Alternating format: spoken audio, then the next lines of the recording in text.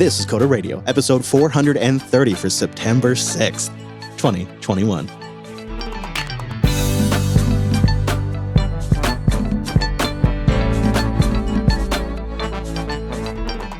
Hey friend, and welcome into Jupiter Broadcasting's weekly talk show, taking a pragmatic look at the art and the business of software development and the world of technology. This episode's brought to you by Cloud Guru. You know, they got that cloud playground over there. Azure, AWS, or Google Cloud Sandboxes on their credit card. Not yours. Get certified, get hired, get learning at cloudguru.com. My name is Chris, and helping me navigate this crazy world of podcasting, it is our host, Mr. Dominic. Hello, Mike. How's the sweating there, Fisher? Oh, I mean, hi. It is. It is all kinds of hot and sweaty. Sticky. Record humidity in Tucson. Oof. While I'm here, which is also meant record bugs, 20-year record for bugs. And they bite. They all bite. So I'm covered in bug bites. Yeah, we kind of broke down in Tucson. You know, we came down here to get something fixed, our slide, which had been broken since May. And then as we're leaving the shop, I hear this really loud rubbing noise, almost like, you know, you're driving with your e-brake on kind of a sound. And although it's not my e-brake, I stop, look around, don't see anything. So I see if I can reproduce it. Sure enough, I can reproduce it pretty quickly. This time we take another look and we see that on the rear driver's side, part of my suspension, a sumo spring, has cracked. These things are marketed as indestructible, by the way. It has cracked and fallen onto my tire, and it's rubbing against my inner dually tire. And it's potentially damaged the tire. My suspension is compromised in the back rear. So I decide, crap, we got to park it for a little bit. Well, this is a Friday before the long Labor Day weekend. And I didn't really appreciate at 3 p.m. on a Friday how all of Tucson would shut down. And so, we're now recording this on a Monday. I still haven't got a hold of anyone to find a replacement part or a shop that will see us because everybody's closed for the long weekend. So screw Chris. It's just been horrible.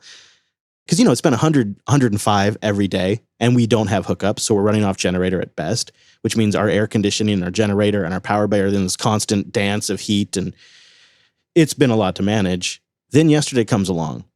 We get a notification about a very severe thunderstorm in our area. Oh, okay. All right. Next notification. These are like, you know, the phone buzzes, like the Amber Alert kind of buzz.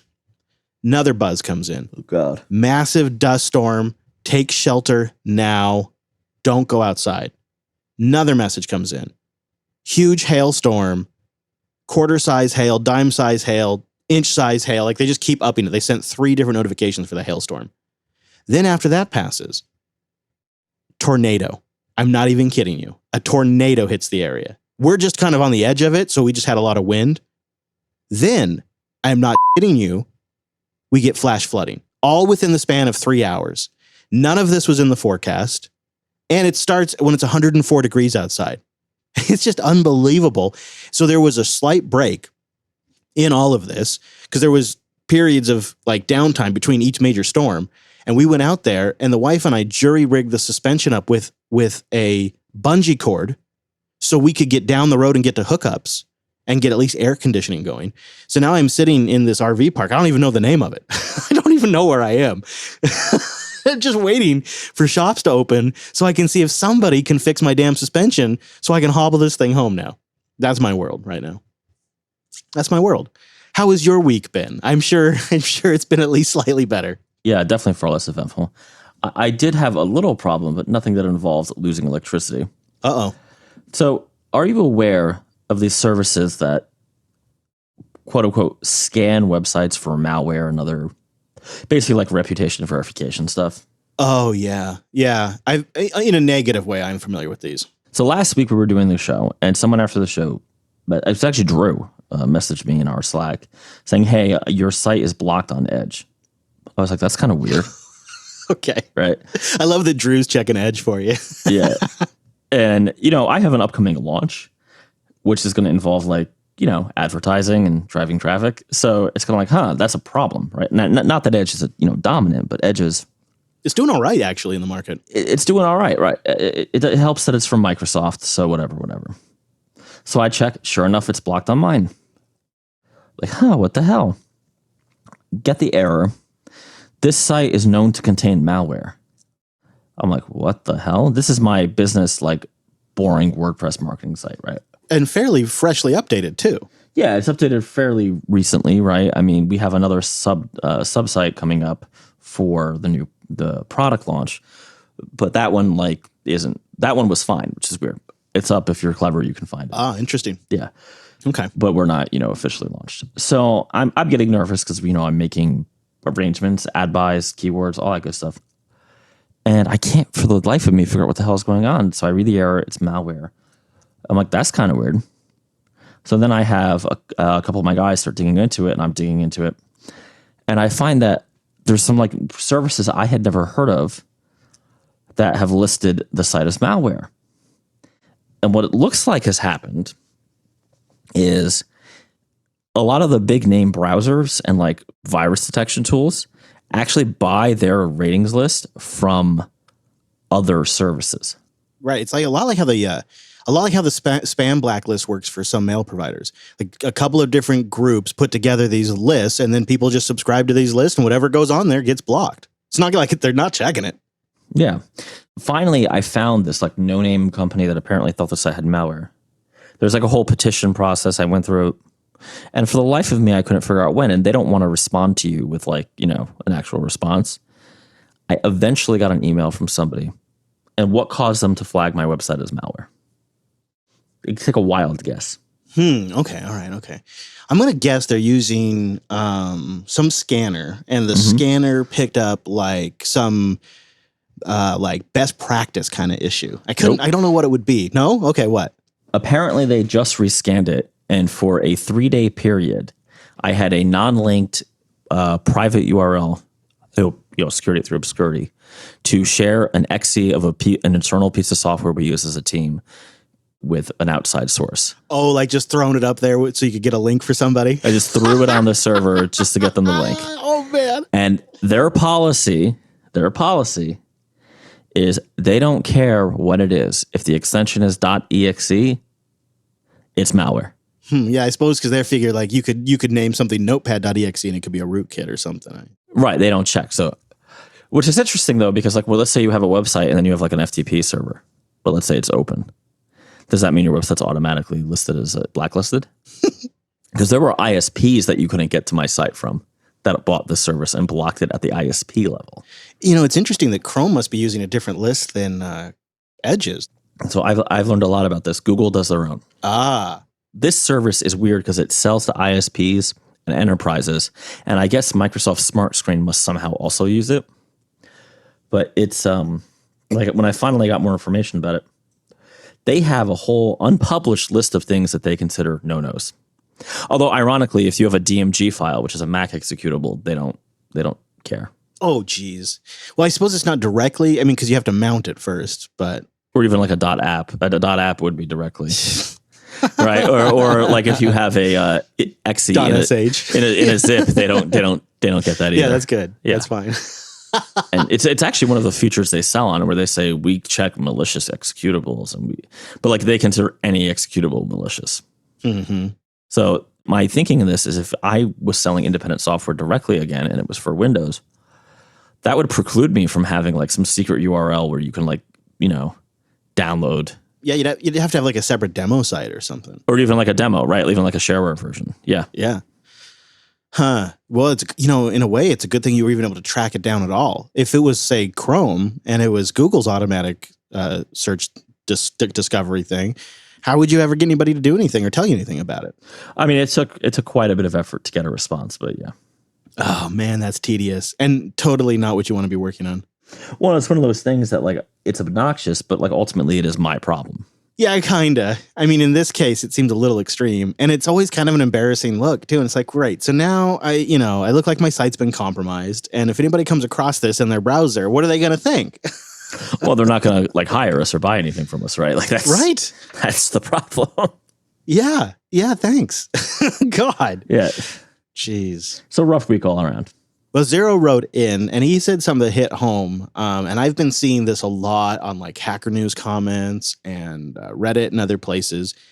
He thinks essentially the desktop Linux train sailed a long time ago, and It's just time that we take lessons and start over with something fresh. I don't know if he has like fuchsia in mind or what. He says, imagine building and documenting the best repairable computer in the land with a Unix-like OS that is great for everyday tasks. When that computer is built by an advertising powerhouse that is environmentally friendly and their message gets taken seriously, then the next renaissance will kick off.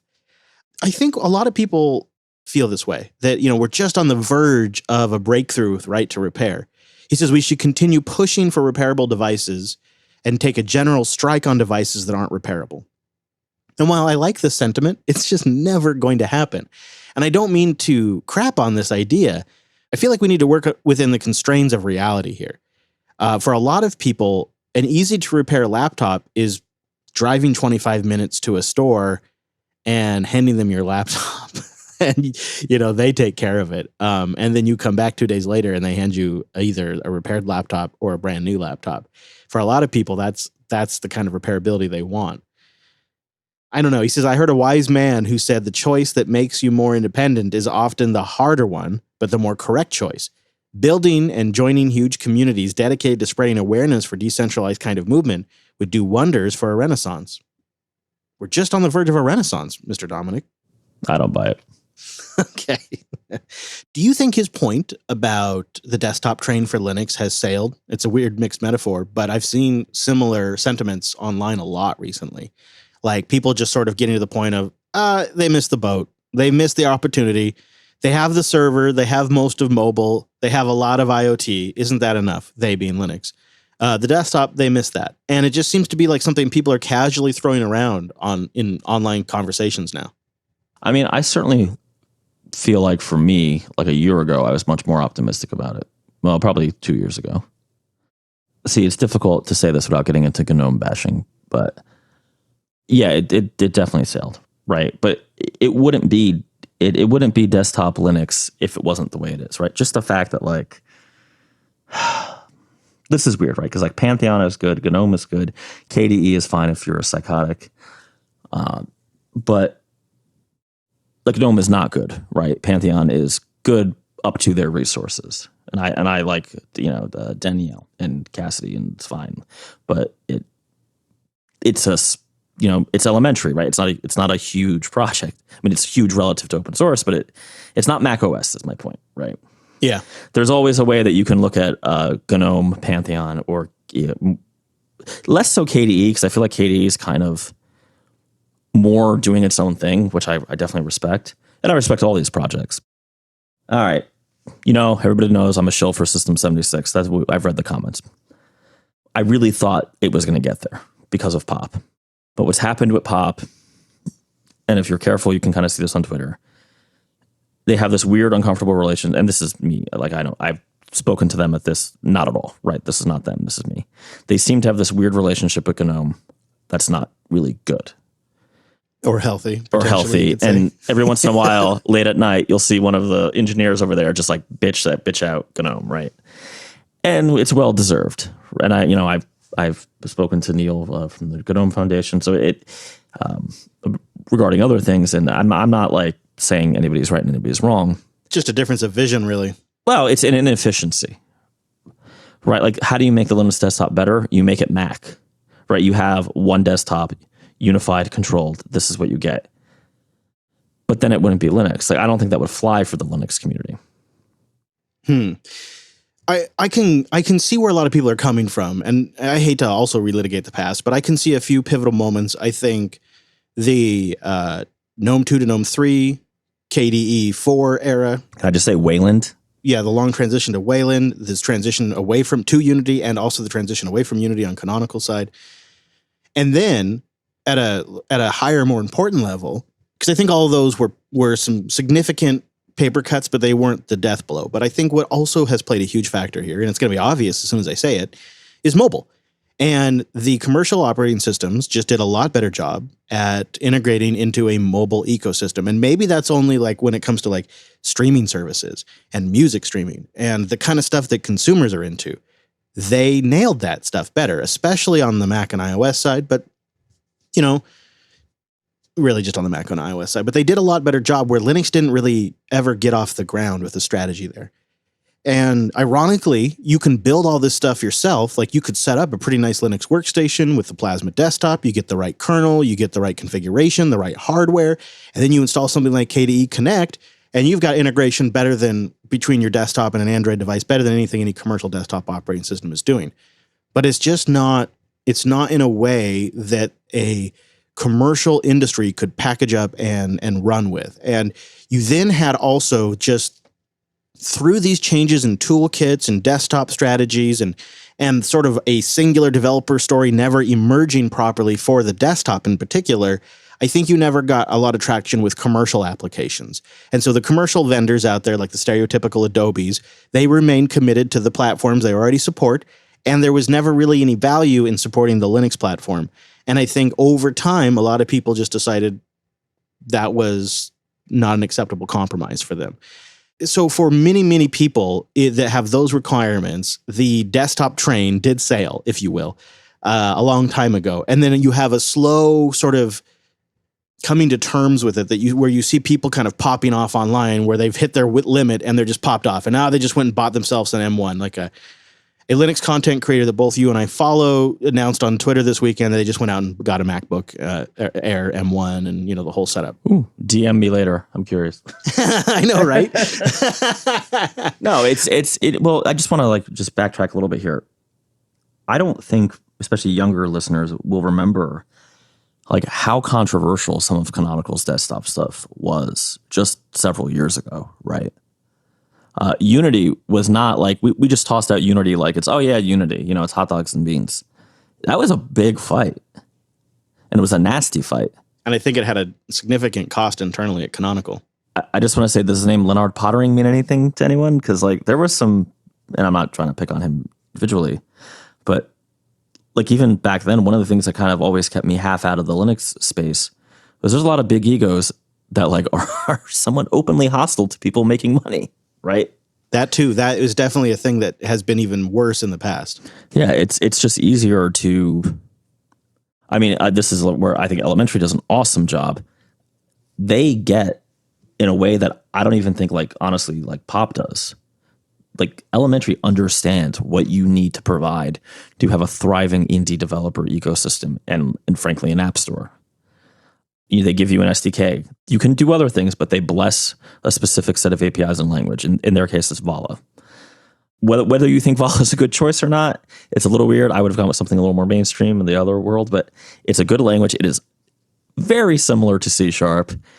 And you know what? If you want to be a app developer on Elementary, and obviously it can cross over to other GNOME-based desktops, then they have a beautiful developer site that is documented, and you can go do that. Right. And the software center that you can monetize with. I'm sorry, I called it the App Store Software Center. Right. And they, not only do they make it possible, they make it easy, and they seem to understand the mindset of an independent developer in a way that even Canonical just frankly did not with the Canonical Software Center. I'm sorry, the Ubuntu Software Center. They just sort of lack the critical mass to make that impact. And it really needed to be something that would be cross distribution too. What Elementary has done needs to be applicable to every GNOME/GTK based desktop environment. And if that was the case, then you'd have a pretty clear developer story, but you just don't. It's one of those things, one of my dark fantasies is that, because this is way inside baseball, but Cassidy used to work at System 76. That they or Dell would just simply buy Elementary, right? Make it proprietary and say, this is our Linux desktop, and basically make the Mac OS of Linux. I await your hate mail. I'd like to see Dell do that, and then System 76 focus on delivering an environment to more power users, which is what I like. I like that they're doing that with Pop. Yeah, Pop definitely is are you an engineer? Great. Right. Yeah. And that is something I still think really works for Linux. And I kind of wonder if that isn't a completely and totally valid market all on its own to address, is the engineers and the developers and the sysadmins out there. It seems like that's a plenty good market. It just means we're not going to get a ton of commercial applications. And I see what I'm still struggling with is a larger position where I'm trying to change my mindset. It's like that content creator who switched to the M1. I'm trying to change my mindset into thinking, you can still be a Linux user and even a Linux advocate and not use it on the desktop. And I inherently don't believe it, but I'm saying it. And I'm trying to make myself believe it. Because like when I saw that tweet that he grabbed an M1, I was like, you got to be effing kidding me. And I realized I was doing the tribalism thing that I just ranted about last week. Yeah, you were. So let me ask you a question. Let's take somebody like me, right? I program primarily for Linux servers and then like little IoT devices that are almost all running Debian. Right? Their servers are running either Ubuntu or SUSE because, you know, if you're sane, you're running SUSE. Oh, excuse me. I just got a little sick in my mouth. Do you need to clean up? Do you need to like wipe the little wet nap? I need to lay down for a minute. But I do most of that, like the majority of the time now I'm doing that on a Mac, right?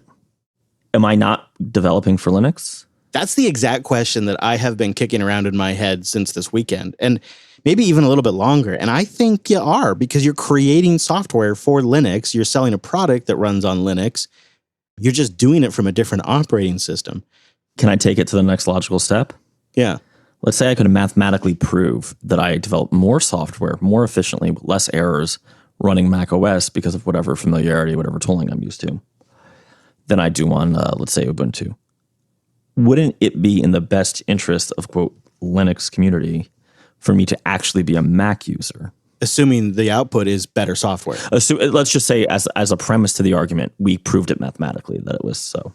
Yeah. And you could probably make the same argument for somebody who's sticking with Windows, but maybe using WSL. Yeah. Well, and isn't WSL just Linux anyway, right? Without the desktop.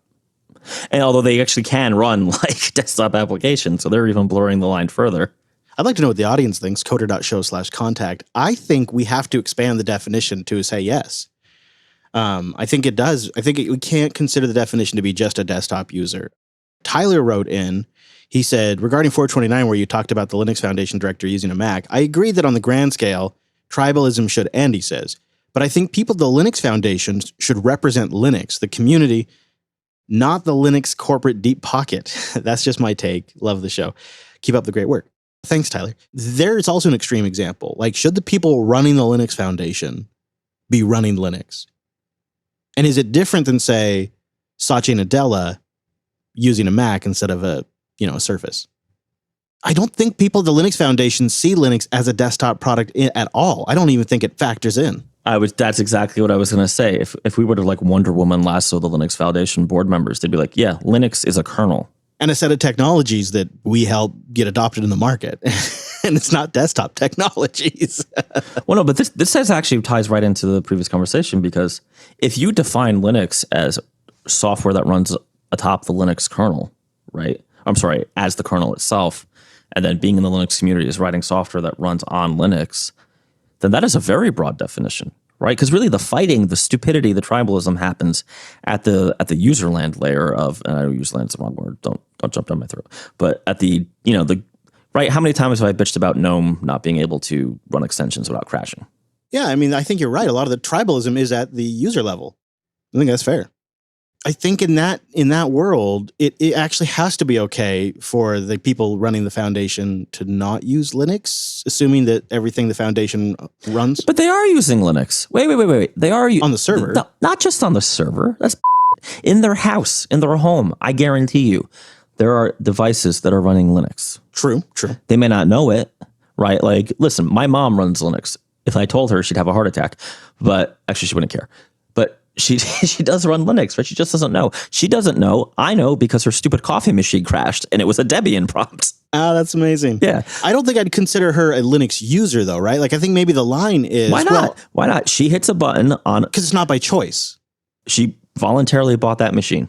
True. No one put a gun to her. Isn't that winning? See, isn't this winning? Winning... Seriously, if we have regular people who are just, random ladies in their 50s who are accountants, right? That bought a coffee machine for a stupid amount of money because she really likes cappuccino. This is another conversation we won't go into. Okay. But like this stupidly expensive coffee machine is in fact running a single board computer with Debian. Is that not creating regular real world Linux users? Everybody with a Nest thermostat is running Linux. I suppose, yes. Everybody with a Chromebook, right? Everybody with an Android phone. I mean, if you broaden the definition to the point of Linux is the kernel, then not only has Linux just like wildly won on market share. It's dominant. Right. And everybody you know is a Linux user. Unless like there's the 5 guys who like intentionally buy things with BSD on them. They frighten me. They exist. Linode.com/coder. Go there to get $100 in 60-day credit on your new account. And of course, you go there to support the show. You know, this here show is made possible by you taking advantage of our sponsor's offer. And Linode is one that we can enthusiastically recommend and endorse. They've been around for 18 years. They are the largest independent cloud provider in the world with 11 data centers and nearly 1 million customers and businesses around the globe. But for the last 18 years, they have focused on making cloud computing simple, affordable, and accessible, and reliable. I think that's definitely worth mentioning, and performance. That's the number one reason why I chose Linode initially, and now I stick with them for a ton of reasons. I use the crap out of their S3 compatible object storage. Anything that can talk S3 can talk to Linode's object storage, so I use it for the back end of Nextcloud. We use it for just sharing files when we don't need to necessarily use Nextcloud. I've used it to share videos and movie clips. Maybe I want to send somebody a link to something instead of putting it in a large attachment. I put it up on object storage, and one of the things I love about it is they have a Linode command line client. And you can do all kinds of stuff. It's not just for object storage. It can, manage your systems, but it'll also manage object storage, upload files, mark them public, etc. It's so quick and handy to just point that thing, add a file, get it up on the object storage, and share it. They also have super fast networking, one-click application deployment. So if you just want to test something, you can deploy an entire stack, or you do like I do. I'll often just deploy a base system with a container runtime, get everything right. And one of the things I like about Linode is they build them really smart. I've gone through them with a fine-tooth eyeball, I guess, and I've looked at their setup. I've looked at the repos they're using, made sure everything's legit using the correct GPG keys. It's all there. And then on top of that, they have these community stack scripts that are pretty neat, and you can audit them and see what they're going to do and sometimes swap out different distributions. And if you really need to get down to the metal, they'll even let you do custom OS loads. I've done that before. And rumor has it, they're also working on bare metal systems. How about that? There's really just no better time to try out Linode because right now you get $100 and you support the show. And it's a great way to send them a message and say, hey, going into the next year, keep supporting the Coder Radio program. If some of you take advantage of our offer right now, right before I send them an email saying, hey guys, you want to renew? It would work out great. So go over to linode.com/coder. If you ever run into any troubles, they've got the best customer support in the biz. Phone, ticket, chat, even social. They're going to help you with that. Plus, they have hundreds of guides and tutorials, and their community support runs deep. They made our Jupiter Colony reunion trip possible. And I didn't really understand, even when I was booking it, how important that was going to be to get out there and get to see some people and realize that our audience is real people out there in the real world. I can't tell you how helpful mentally that is for me because I kind of live in this social media echo chamber, getting feedback via email and Twitter. So to go out there and meet people, it keeps me going. It keeps me energized when I'm stuck down here in Tucson at 100 degrees, and Linode made that possible. That's going to keep me going for a while. I really appreciate their support of some of my favorite open source projects through hosting and monetary support. They're just a class act, and I can fully endorse them. So go check them out at linode.com/coder. Get $100 in 60-day credit on your new account and support the show. That's linode.com/coder. Well, we have a couple of more emails to get into. Parker wrote in to tell us all about how he uses his phone, which is like a OnePlus 6, to work with a remote keyboard and do everything on the road. And then when he needs an extra screen, he just Chromecasts it to his monitor. And he has VS Code on there. He says it doesn't break a sweat. LTE connectivity means he has data just about everywhere he goes. I think he's kind of laughing at us with our big laptops. But the best part, he's 12 years old. And a child shall lead them. All right.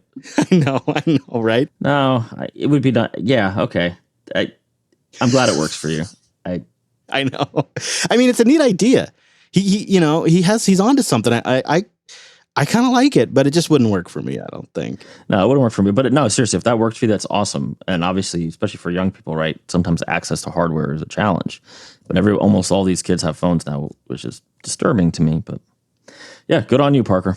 Yeah, and it's a great way to get by when you don't have the budget as a 12-year-old to buy a bigger computer. I bet he could compile Objective-C on his phone. Keep going. Our last email comes in from Rossetti.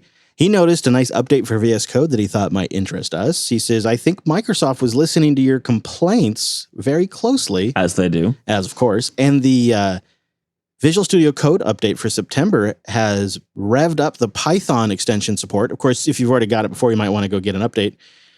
They are touting all kinds of new features in here, including the IntelliSense support has been updated for Python 2.7. Hey, yay. Yay. Wonderful. I know. But I wanted to give it an honorable mention because I know you love this extension and it just got a nice update. They fixed 80 bugs in it. You know, they did the whole thing. They've also updated the hosted version of Visual Studio Code to have top grade Python editing support now too. So that's nice to see. Yeah, this is great. I mean, I make it better. I use it every day. So there you go. Keep making it better. Yeah. Keep making it better. If you want to send us an email, we'd love it. Coder.show/contact. Anything you want to talk about, we want to hear about it. And just a reminder, I am still on the road eventually. I guess I'm parked at the moment. I'm stuck in Tucson for a couple of days, but I don't plan to stay here. So as soon as I get it fixed, I'm getting the hell out of here. Tucson, it's hell. I'm sorry, guys. If you live in the Tucson area, I don't know how you do it. Just about every town I visited on this road trip, I've liked a lot. Salt Lake City kind of sucked because the wildfires were super bad, and Salt Lake City had the worst air quality in the world at the time, and I never got to leave the campground because I was working so much. So I couldn't really enjoy Salt Lake City.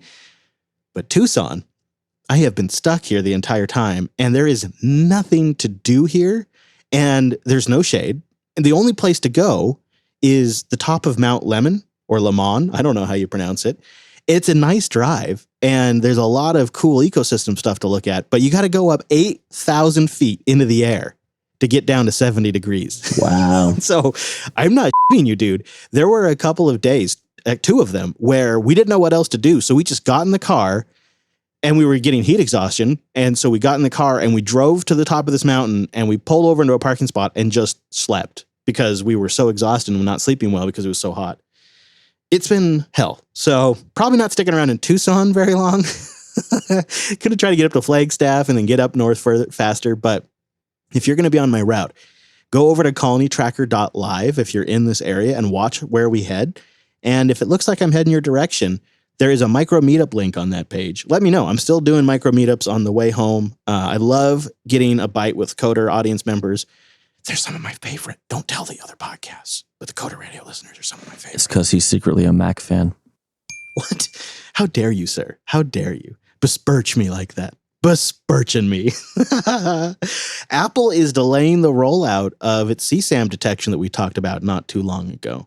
Apple says they're going to hit the pause button and take additional time over the coming months to collect input and make improvements before releasing these, quote, critically important child safety measures. Did Apple just get majorly embarrassed? Did they actually blink? Yeah, they've had a couple rough weeks PR-wise. Yeah. There's also that employee Slack channel they shut down about fair pay, which, let's be honest, I can understand why they shut that thing down. I mean, I think you and I will agree on this. The way you prevent these problems, Apple, is you don't allow it in the first place. Right? This is like the Basecamp thing. Right. They got a lot of hate for being like progressive, whatever, blah, blah, blah. Like at your core, you're a business. Your job is to make money. So it is a great policy to have, if you are the owner of a business, that people are not to discuss their pay and your business communications are to be used for the business. You know, you're not a social whatever, right? You're not an activism group. You're a business. Keep it that way. I know, I guess it's attractive from a PR perspective to like pretend like you are. And that just, I mean, that bit Basecamp right in the butt, right? Isn't that the same kind of line that Apple is walking? You know, well, it's the same thing, right? They talk about pay inclusivity. They talk about getting diversity right at the company. But then when the employees start talking about it amongst each other, they shut that thing down fast. Well, it's like, you know, and they're always careful to like, with their keynotes, track how many of what types of people, but, you know, go on stage, right? Like they do all this stuff. And that's great, I guess. But the minute it starts costing the company money or the executive strife, notice how quickly they shut it down. I don't know. To me, at the core, like if you're a business, why are you pretending to be anything else? Right. There's no shame in being a business. Well, they don't want to look as just a business, though. They want to be Apple, the company that's changing the world through health and through environmental activism and all that kind of stuff, right? They want to be seen as as a progressive company, and it's all part of their branding. There's no such thing. No animal exists. I know. Well, that's the great thing about this story is it kind of like it's the crack in the veil that shows you the reality that they're a business just like the business you're probably the listeners probably working at working at right now. It's the same kind of like at the end of the day, they exist to make money. And if you screw with the money source, they're not going to tolerate it. And that's why they allow cute dog chat and funny dad joke Slack channels, but they're not allowing equal pay Slack channels. But to your point, they should just have no non-work chatter, right? It should just be all official work all the time. So that way now they're not playing favorites and getting called out for it. Yeah, I mean, granted, you can't sit on everybody's shoulder and like monitor. Well, I guess you can't actually monitor every Slack communication, but you know, I doubt you're gonna like dump on people for like doing, hey, happy birthday, you know, to Maria because it's her birthday, right? Or, you know, hey, John, congratulations on having the kid. Of course, you're going to have some non-work chatter, but like maybe the company's systems are not a platform for discussing political or social issues. I don't know. Because like what if one manager is a conservative and one is a liberal? Does that mean they can't work together? That seems crazy to me. But what you're essentially saying then is go set up a private chat for those conversations. And for a tight-lipped company like Apple, that causes leaks. Well, no, I'm saying if you and I are both, you know, hardcore progressives, which I think it's safe to say we're not. Listen to Unfilter. Sorry, Chris, didn't mean to tell you. We work together, right? We should do that somewhere else other than JB, right? We should like meet at a bar or something. And like, that's our private time. That's our private forum. We're people who are entitled to full lives. And I'm not saying people can't have opinions, but I don't think it should be in the company chat. But the problem is that requires you have the nerve to actually have social interactions with people and ask the hard questions. And the brilliant thing about our modern society is now you can order food without ever having to see or talk to the delivery person. You can order a car and say you don't want to talk to them. And you can set up Slack channels so you never have to have these uncomfortable conversations in person.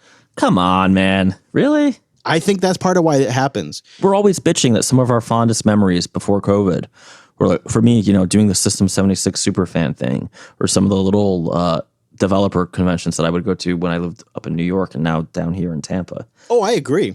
Honestly, like you know this, I'm usually probably one of the most conservative people in the room, right? I don't mind dealing with other people. What's wrong with dealing with other people?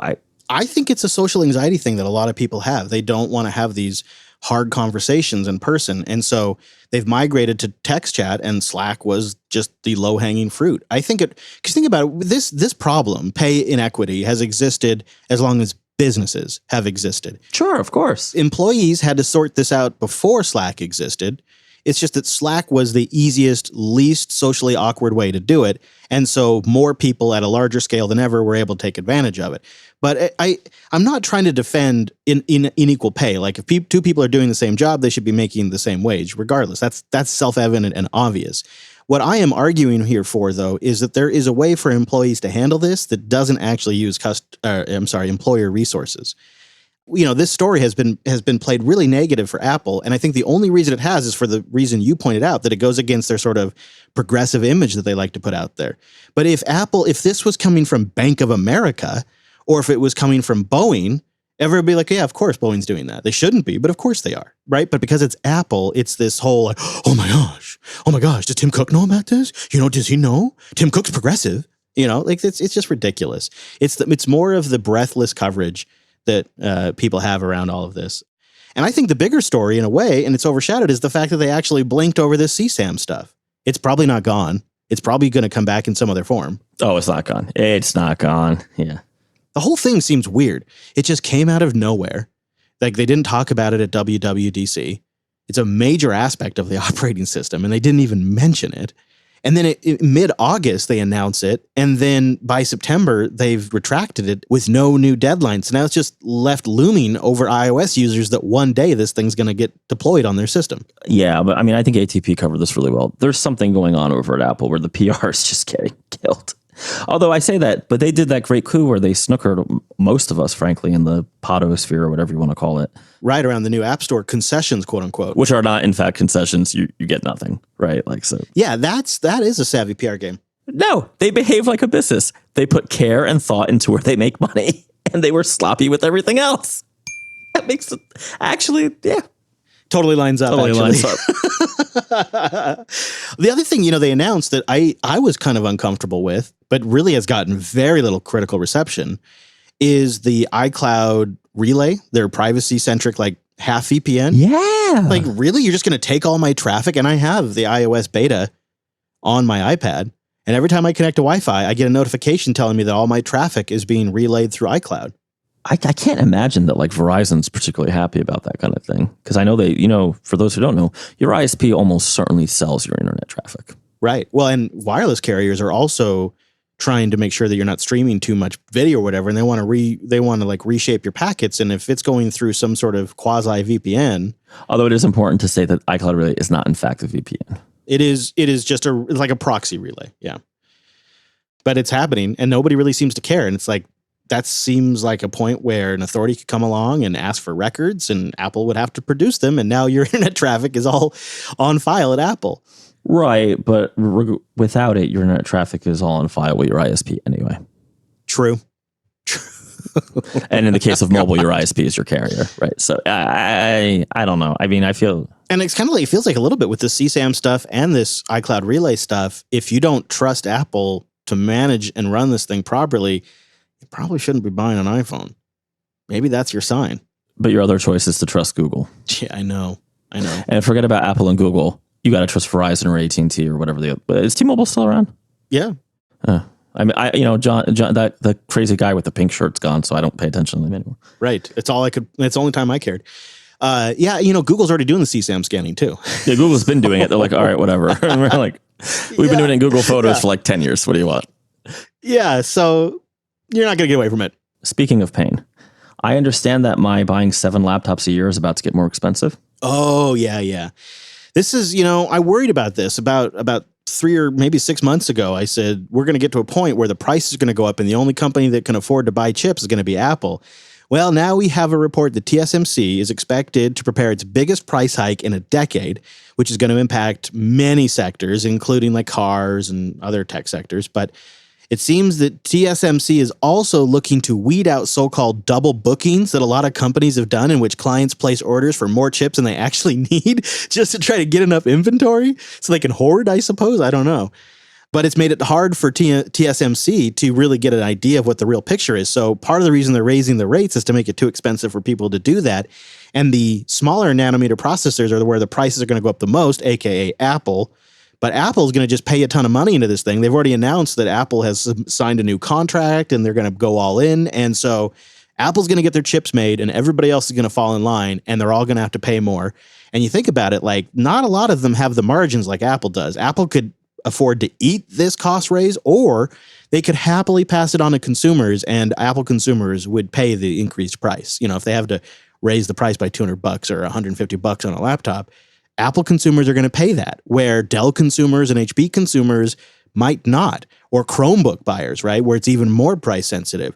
I really feel like we are entering into this crazy, awkward 2-year lag where the tech industry is just kind of going to stagnate, where we don't have really increases in GPU speed. We don't have any actual practical increases in CPU speed because nobody can get the parts out in the market except for Apple. And it's happening in the same time frame that they've made this M1 transition.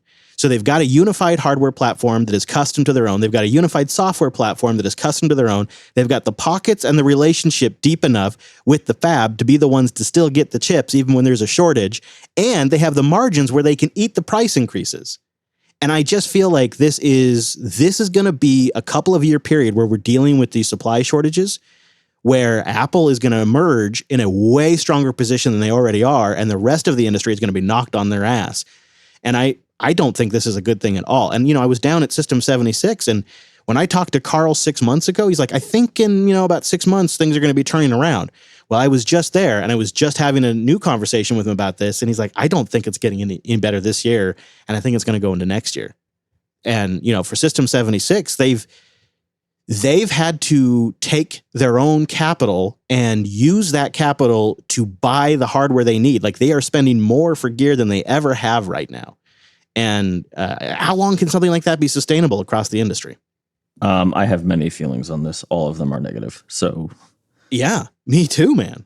I guess, I mean, you kind of implied it, but I don't see this as a 18 months to 24-month problem. I see this as a 5-year problem. And we've just stagnated for the last couple of years already. We're already in a stagnation phase. Because so I was going to talk about it this week. I just purchased a gaming laptop that should arrive Wednesday. Ooh, neat. Yeah, because I'm getting my second shot, vaccine time. I'm going to be dying because apparently if you have a heart condition and you get the vaccine, it could hurt. Yay, first one sucked. The second one's going to suck more. Yeah, and you know what else, though? But assuming you survive, which I hope you do, I'll survive. that's going to be fun for you and the boy. Like, that's going to be a blast. Yeah, but I'm going to be off for like 2 days this week, right? Yeah. Because I already planned it. So I got this Lenovo. It's a Legion. Is that their gaming sub-brand? Oh, that sounds right. I've never actually really heard anybody that bought a Lenovo gaming laptop. That's cool. Well, the price was unbelievable. 64 gigs of RAM, whatever stupid NVIDIA card, 2 hard drives, one's a terabyte, one's 2, for like $1,400. Yeah. What size screen, do you know? I think it's 15. Yeah, it looks like, I'm looking at their webpage. It looks like it's 15. That's a nice looking rig, actually. Yeah, it seems fine. We'll check it. I know, I'll see how it goes. But that machine, because of this chip shortage, I think is going to be on point for the next 3-4 years. Yeah. Without any like eGPU chicanery or, anything like that. Because we're just not going to progress the, I think like the whole GPU situation is weird because the crypto miners and, how much ML stuff actually runs on GPUs, not CPUs. Right. I can't get a PS5 at retail price if I sacrifice a goat and draw a pentagram, in the blood of a Windows 7 user on the ground, right? It's not going to happen. No, I don't think so. And Ford has like parking lots of trucks that they can't sell because they have no chips. So I don't see, even if it's super bad that TSMC produces such a high percentage of the world's chips. Like maybe competition would be a good thing. Like can we have one of Mike's nationalistic wet dreams? Oh yeah, I love those. Let me get my notepad. I think Apple needs to Tim Cook needs to go away. We need to get somebody who's more like Steve Jobs that wants to own the entire stack.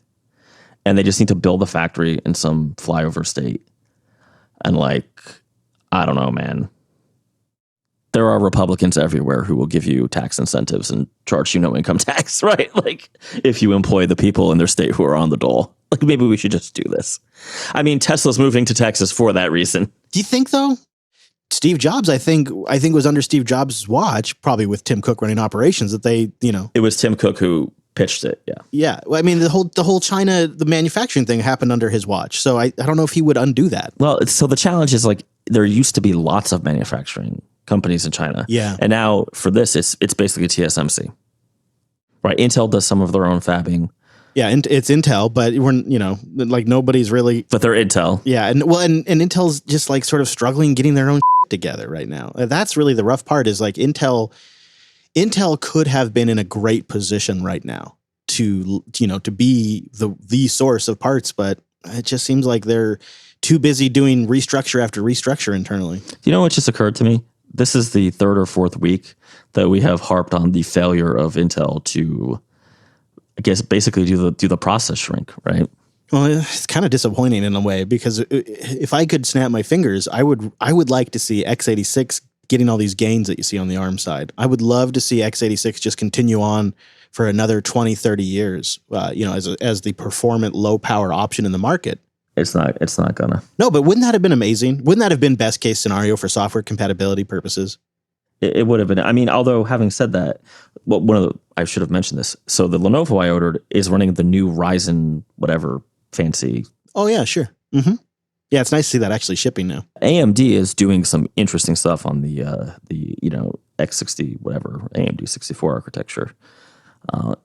But throw an M1 at somebody and watch them cry.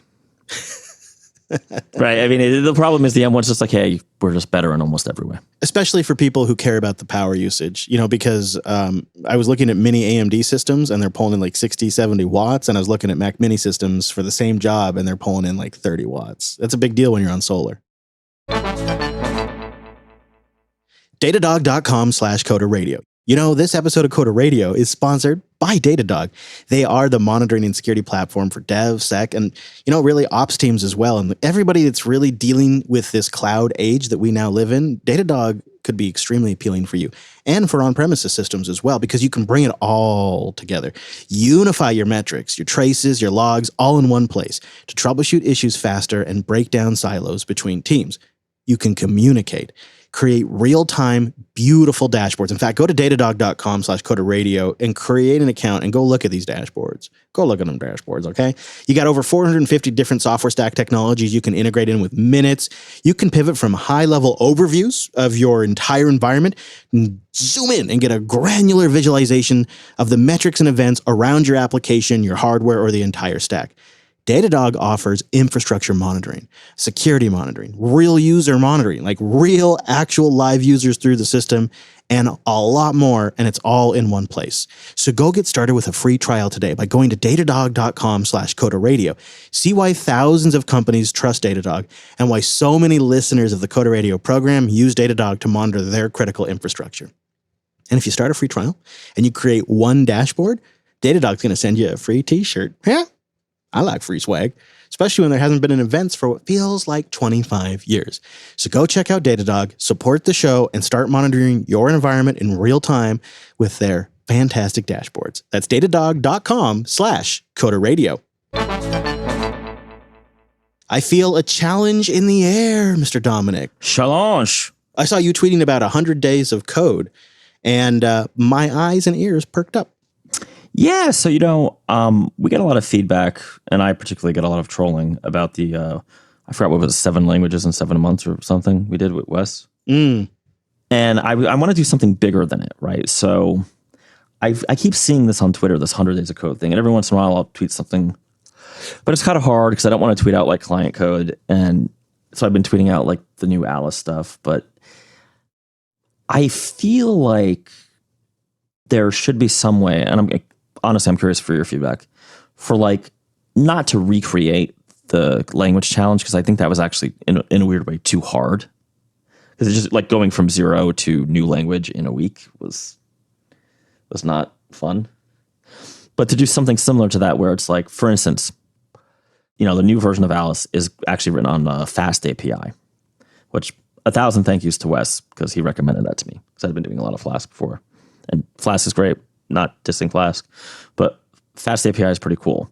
The guy who made it also has something called the SQL model, which is an interesting other library coming out, or that has come out. That seems like content that people would like to hear about, and that might help people in our audience who are either thinking about picking up some Python or are Python developers, but maybe are working in something a little more mainstream like Django. Behind that, I'm thinking also about Maui, which for folks who don't know, I don't know why you would know this, Maui is the new like .NET 6 unified stack. That might be interesting to look at, but I don't know, right, Chris? The problem is the universe of like new development tools coming out is like so big. How would I narrow this down? Yeah, and how to make it useful for people, right? In a way that actually provides value. That is tricky. Solomon on Twitter suggested talking about the challenges that programmers face, and if a 100-day challenge of coding could help. Like I've used personal challenges in the past to learn something new. Like each day, challenge myself to try something in a new way or do a new thing. Is that useful? I mean, I definitely feel that the 100-day challenge in particular helps, because the more you write code, the better at it you are. I definitely feel that myself. Like if I go, a couple days where I don't write any like meaningful code, I make more stupid mistakes. I have to look things up a little more. Like indie jams where it's like, well, not indie jams, what do they call those? Before COVID, they used to do them all the time. You'd like go to some vendor who had an API, have pizza, and build like a little stupid app on their API. Hackathons. Oh yeah, sure. I will say for the coding challenge we did with Wes, it definitely forced me out of my comfort zone in a lot of ways, right? Yeah, that can be good. Which is good. Not necessarily a good thing if you're smack dab in the middle of an intense project, but it can be good if you've got the capacity. Right. So I don't know. I guess they're good. I mean, you just don't take it too far, right? Like I like to do little code katas just about every day. They're little coding puzzles. And I do a rotation of languages on them. Although, spoiler alert, Ruby and Objective-C are actually falling out of the rotation. My two favorites. Oh, no. Yeah. You should write somebody, complain a little bit. Maybe they'll change it. No, I mean, I'm not. No, the prompt is just the prompt. You do it in whatever language you want. It's me. What? Yeah. Are you okay? Did you need to lie down? It's just not practical. I spend more time in Python and C# and C++. The times are a-changing. All right, well, we could get some input from the audience. They could tweet you at Dominuco, or they could email us, coder.show/contact. Give us some ideas. Because I think the idea of making it useful and valuable to people is a good one. So that way they can take something from it if they participate, or not, possibly. Exactly. Although we did do a challenge once before, the Katy Perry challenge, and I still use that application. Oh, yeah.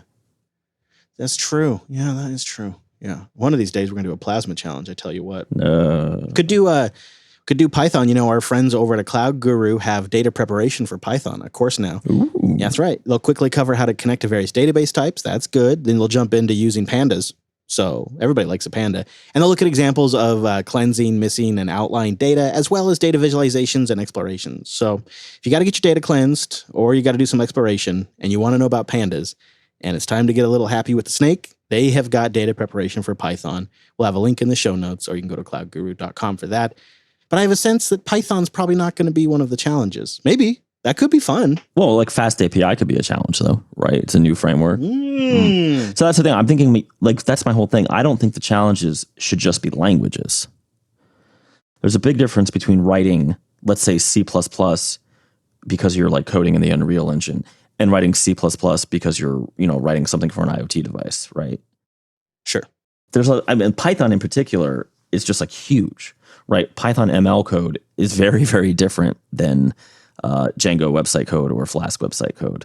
Python IoT code, which for those who don't know, the reason people use Python on IoT, other than it being really enjoyable to work in, is Python is like C basically. There's a layer you can. In fact, there's I forgot the name of the thing, but you can compile it down. Cython? What the hell is it? I don't remember. Someone will correct us in the feedback. We'll have it next week, but yeah. I like it. I like the idea a lot. You see, you're ruminating there before that second shot. You're getting some good ideas. It's like shower thought time. Do you have shower thoughts? Is that a thing for you where you're in the shower and you get your best ideas? You know what? I figure out what's wrong with my SQL queries in the shower all the time.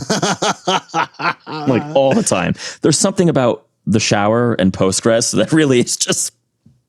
It works for me. It clicks. I don't know. Just goes together. Yeah. A hot, steamy shower and Postgres. That's a show title. Steamy Postgres shower. I bet our Coder QA team members already know all about it. We post a quarterly report for them every quarter, and you can support the show by going to coderqa.co. You help us stay independent. You get a limited ad feed, and you get that special bonus Coderly episode every quarter. Always recorded in a Coder bathrobe. Boy, oh boy. Mike knows because we've been talking about this off air, but people are still sending in their robe emails about how much they love them. Honestly, man, I think you need to. It's time. You think I should read them? Well, of course, but it's time for Robe V2. Maybe. I've been thinking about it. Or slippers. I think the number one thing that has made me feel really good is people thought it was going to be high quality, but didn't expect it to be as high quality as it is. And so I feel like we got that part of it right. Now it's really just a matter of being able to ship on time, being able to, source it, all that kind of thing. So I got to start looking into that. Who cares? People are waiting months for GPUs right now. They'll wait a couple months for a robe. Tell you what, tweet at Dominuco your robe pictures, and I will harass Chris with them. All right. So at Dominuco for his personal account, the company is at the Madbotter Inc. I'm over there at Chris LAS. The whole network is at Jupiter Signal. And this here podcast has its own handle on the Twitter at Coder Radio Show, which is good for news announcements and releases. Is there anywhere else you want to send people, Mr. Dominic? Not yet, but if I ever ship this last goddamn 20%, I will. No kidding, right? Ooh, we all wait in anticipation. Well, links to what we talked about today are at coder.show/430. You'll also find our contact form over there, our RSS feed so you can subscribe. Turns out it's a web page. So what we've done is we've hyperlinked a bunch of stuff. You just go to coder.show for our hyperlinks using the hypertext transfer protocol. You're going to love it. And you can always join us live. We do it at Mondays at noon Pacific, 3 p.m. Eastern over at jblive.tv. We love having you join the chat room and help us title this here show. But that does wrap us up for this episode of the Coder Radio program. We'll see you right back here next week.